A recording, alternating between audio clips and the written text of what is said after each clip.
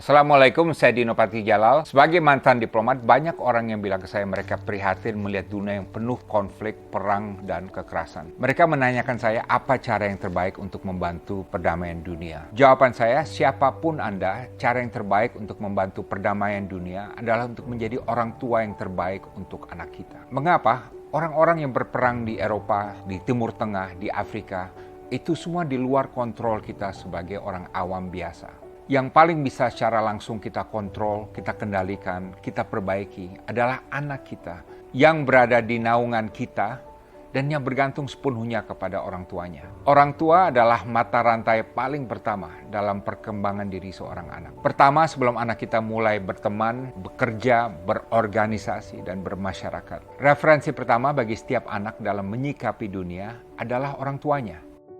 Nelson Mandela, pemenang Nobel Perdamaian dari Afrika Selatan, menyatakan mengenai kedua orang tuanya. My mother was the center of my existence. I define myself through my father. Walaupun ayahnya meninggal pada saat Nelson baru berusia 9 tahun, namun watak mulia yang ditanamkan ayahnya terus melekat seumur hidupnya. Ingat ini ya, semua orang, kaya atau miskin, berpendidikan tinggi atau tidak pernah sekolah, semuanya mempunyai kesempatan yang sama untuk menjadi orang tua yang baik atau sebaliknya juga untuk menjadi orang tua yang buruk. Semua terserah Anda, bukan terserah anak Anda. Mahatma Gandhi pernah menyatakan, children inherit the qualities of their parents, no less than their physical appearance. Gandhi benar sekali. Lihatlah Joseph Stalin, pemimpin Uni Soviet yang membantai jutaan orang semasa hidupnya.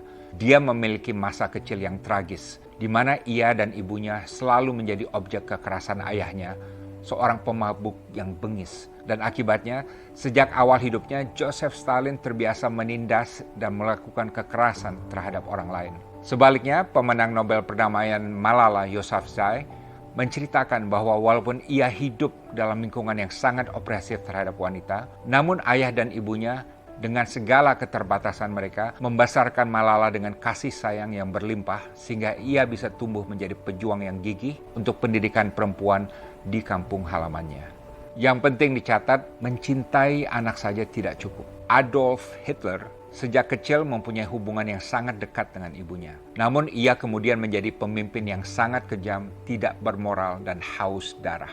Bayangkan kalau ibu dari Adolf Hitler itu tidak hanya mencintai anaknya, tapi juga mendidik Adolf Hitler agar menjadi anak yang cinta damai, yang berakhlak, dan yang penyayang. Maka saya yakin tidak akan pernah terjadi Perang Dunia Kedua yang begitu dahsyat yang menelan korban jiwa sekitar 60 juta orang. Barack Obama pernah bilang waktu sekolah di SDN 01 di Menteng, ibunya, Ann Dunham, setiap hari membangunkan dia jam 4 pagi untuk bersama-sama mengulang pelajaran kelas. Watak ketekunan, disiplin, dan kecemerlangan yang ditanamkan ibunya akhirnya mengantarkan Barack Obama menjadi Presiden Amerika Serikat. Kita tidak ada yang sempurna, tapi kita bisa membuat anak kita lebih sempurna dari kita. Didik anak kita agar menjadi the best version of ourselves.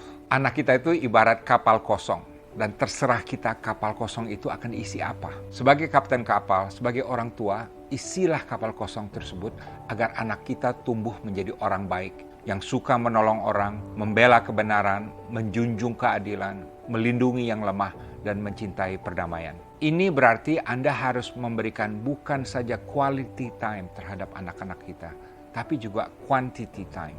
Kuantitas waktu itu sama pentingnya dengan kualitas waktu. Dengan demikian, walaupun Anda tidak punya waktu untuk menjadi diplomat di PBB, atau menjadi relawan di Gaza, atau menjadi juru damai perang Rusia-Ukraina, kalau anak Anda tumbuh menjadi orang yang cinta damai, maka Anda sudah dengan sah menanamkan investasi yang berharga untuk perdamaian dunia. Insya Allah, kalau anak Anda kelak memberikan kebaikan pada masyarakat, ini berarti investasi Anda terus tumbuh dan berkembang.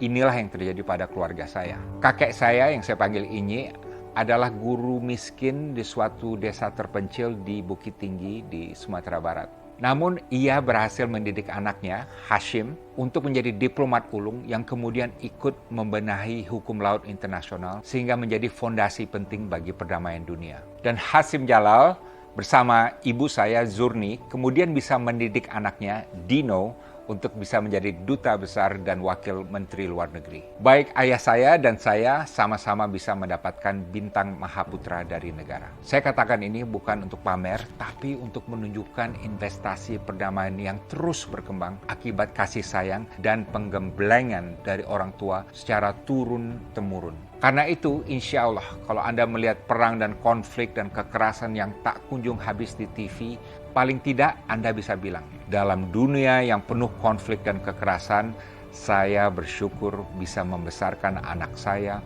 untuk menjadi orang yang baik dan pecinta damai. Setidaknya hutang itu telah saya lunasi sebagai kontribusi saya terhadap perdamaian dunia. Dan kalau semakin banyak orang tua yang melakukan hal yang serupa di berbagai negara di dunia ini, saya yakin investasi yang masif ini akan membuat dunia kita lebih damai dan lebih baik. Saya Dino Patijalal, salam perdamaian, salam diplomasi.